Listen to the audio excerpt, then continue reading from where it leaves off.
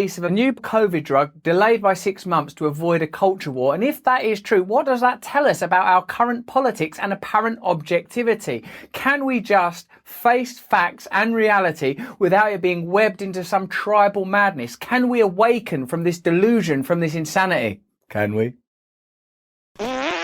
Just to clarify, the drug we're talking about is Molnupiravir, which is made by Merck, who are seeking US emergency approval for an antiviral COVID pill. So we're not talking about any alternative treatment or anything that may not get the necessary approval for continual broadcast. Matt Taibbi, writing in Substack, says, if Molnupiravir turns out to be the game changer its developers claim it is, a lot of officials and journalists will have a lot of questions to answer, since this drug's release may have been delayed by 6 months or more after it became collateral damage last year to yet another idiotic anti-Trump culture war drama.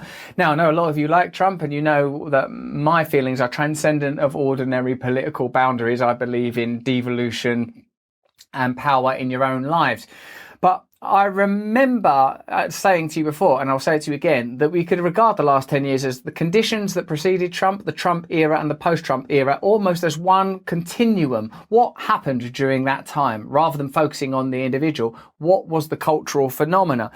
Now, it seems that a drug that it seems, at least now, might be successful in treating coronavirus was delayed. For what ends? For what aims? What financial aims? What cultural aims can you point to that may have led to the delay of an effective treatment during this pandemic? Say, for example, and it seems roughly to be drawn along these lines, you broadly speaking, although I would say I'm completely outside all of them and have no opinion to offer you, particularly not on the matter of the pandemic or how to treat medical situations in general and this one specifically, that Democrats feel like, you know, that it's important to treat pharmautically the virus, whereas, you know, again, generally speaking, Republicans think individual freedom, individual choice, that's it, you know, very general, just general thing, but the statistics support that. We can point to those.